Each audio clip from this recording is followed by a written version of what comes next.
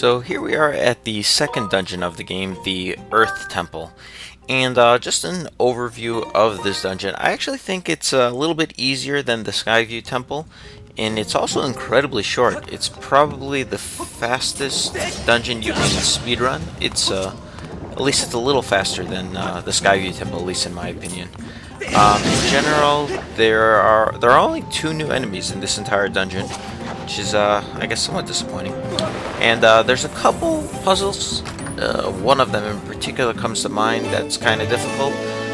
But in general, it's fairly straightforward, it's fairly basic. There's nothing too elaborate that's too difficult at all. It's a fun dungeon, though. I enjoyed it. There's some unique things that are different in this dungeon than any previous dungeon in any Zelda game, really. Anyway, in this early area, you can head off on the pathway to the left, and there's a bunch of these soft soil locations that you can use your digging mitts to dig up. Sometimes you'll even find enemy red choo-choos within these soft soil locations, but they're no big problem. Just slash away with your sword. You can speak with the Mogma here, and you'll basically run into Mogma throughout this dungeon. And, you know, they keep referencing that blonde-looking girl, or Zelda, you know, like, yeah, have you found her yet, or you're looking for her, and just sort of just some conversation throughout the dungeon. Nothing really too vital, at least not yet. In this area here, make sure you are higher up when you jump down to the lower platform. Otherwise, you're going to jump and you're not going to be able to make it. You'll hit the lava, and you might like fall into the lava and lose a heart or so. There are 3 ropes here that we need to break. One of them is on the right here, and it causes the gear to spin, and it will lower the drawbridge.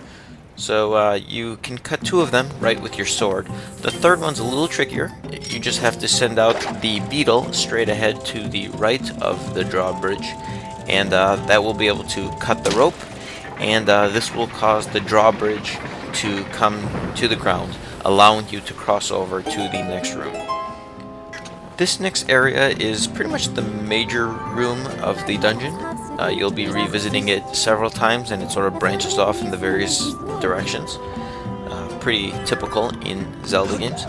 But if you run straight ahead, you will find a new enemy known as a Lizalfos. These are classic Zelda enemies that I think made their debut in Ocarina of Time, and they were also in Twilight Princess.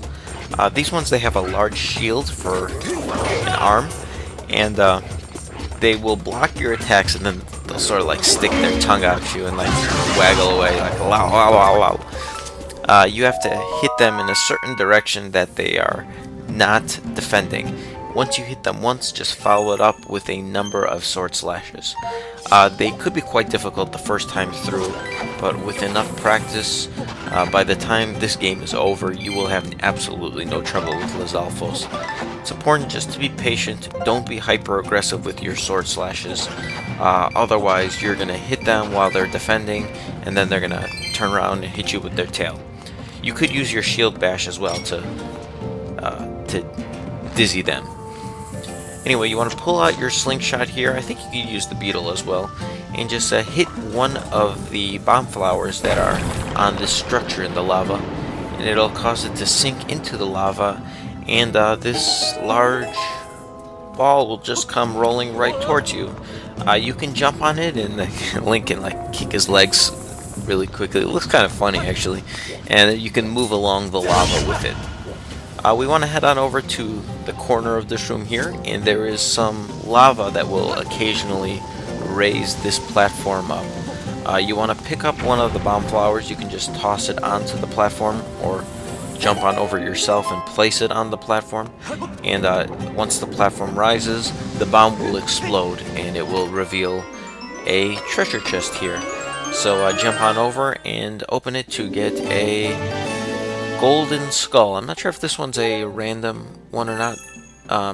What I found with these treasure chests, they're sort of like tiers of treasure. Like some of them are very rare, and you'll have a random rare treasure. while some of them are more frequent, so you'll have a random frequent treasure. It sort of differs, not exactly sure about it yet. We will have a nice treasures page at Zelda Dungeon at the website. We're still working on that one, but by the time you're probably watching this video, that will probably be online. There's another treasure chest here that contains a rare blue bird feather. This is one of the rare treasures, so I guess this is one of the random rare treasure chests. Anyway, there's a couple of other soft soil spots you can dig up some treasure, and there's also an amber relic right nearby.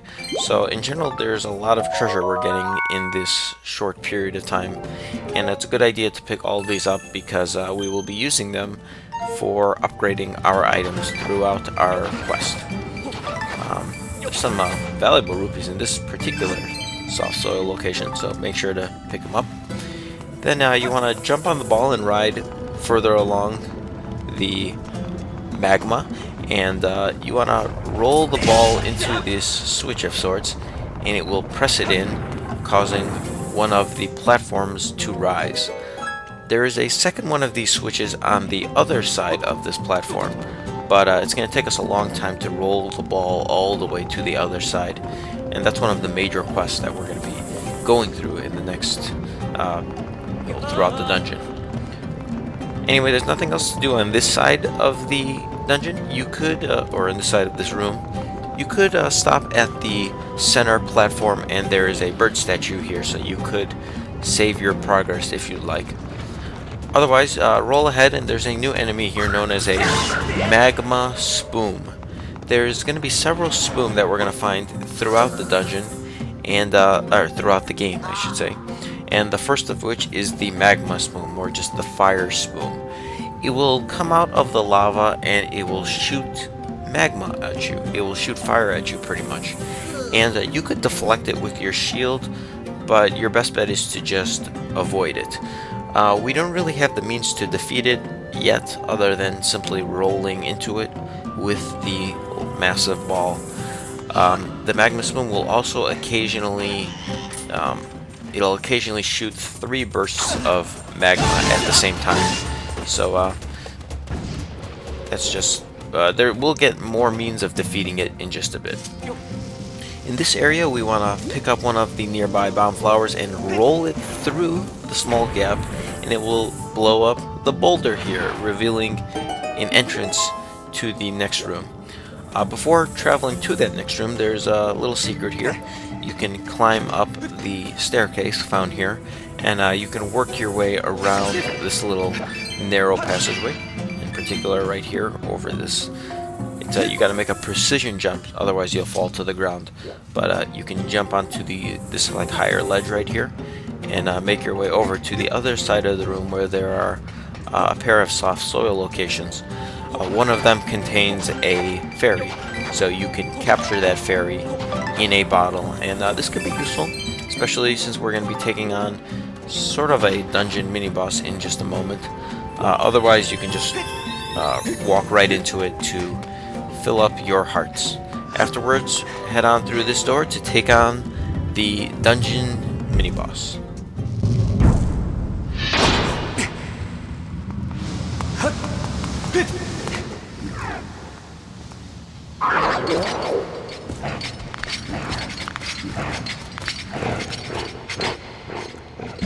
I really like that little scene where they're like prepping their shoulders, actually like getting ready for battle. Anyway, these Lizalfos, it's pretty much just like the single Lizalfos we fought earlier, except, well, there's 2 of them. And they're sort of like, I believe it was the Lizalfos in Ocarina of Time. They were originally in the Dodongo's Cavern, where there's 2 of them. And they usually pretty much only battle you one at a time. They sort of stay on their own little hexagon platforms, or actually pentagon platforms. But you just need to defeat them just like you did before. Just get 1 sword slash in and follow it up with a number of other sword slashes. Afterwards, a treasure chest will appear in the middle of the room, and once again we will find out what is inside of this treasure chest in the next video. So join me for that.